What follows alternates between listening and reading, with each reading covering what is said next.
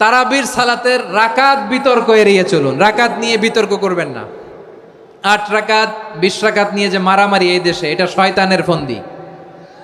চিল্লায় বলেন, এটা কার ফন্দি? আমরা 20 রাকাত পড়ি, আপনারা হয়তো 8 রাকাত পড়েন, কোনো অসুবিধা নাই। আমরা যারা 20 রাকাত আমরা পড়তেছি, আমরা 20 রাকাতের কথাই বলি। 20 রাকাত আমরা পড়বো আজীবন।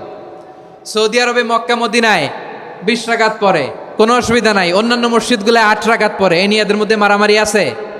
হ্যাঁ, এই জন্য রাকাত বিতর্ক এড়িয়ে চলবেন। প্রিয় ভাইয়েরা, আপনার আমল আল্লাহর কাছে কবুল হবে সংখ্যার বিচারে না উত্তমতার বিচারে? বলেন তো, সংখ্যার বিচারে না উত্তমতার বিচারে? উত্তমতার বিচারে। কত চমৎকার ভাবে আপনি আল্লাহর সামনে দাঁড়াতে পারছেন, এটা বিবেচ্য। রুকু সেজদাগুলো সুন্দরভাবে করবেন। রুকু থেকে সোজা হয়ে দাঁড়ানো ওয়াজিব। 2 সেজদার মাঝখানে সোজা হয়ে বসা ওয়াজিব। এই তাদিলুল আরকান বাদ দিলে হানাফি মাযহাব মতে সৌ সেজদা দিতে হবে। অন্য মাযহাব মতে নামাজই হবে না, আপনার নামাজই হবে না। এই জন্য ধীরস্থির ভাবে তারাবির সালাত যেন আমরা আদায় করি। পারা যাবে তো ইনশাআল্লাহ?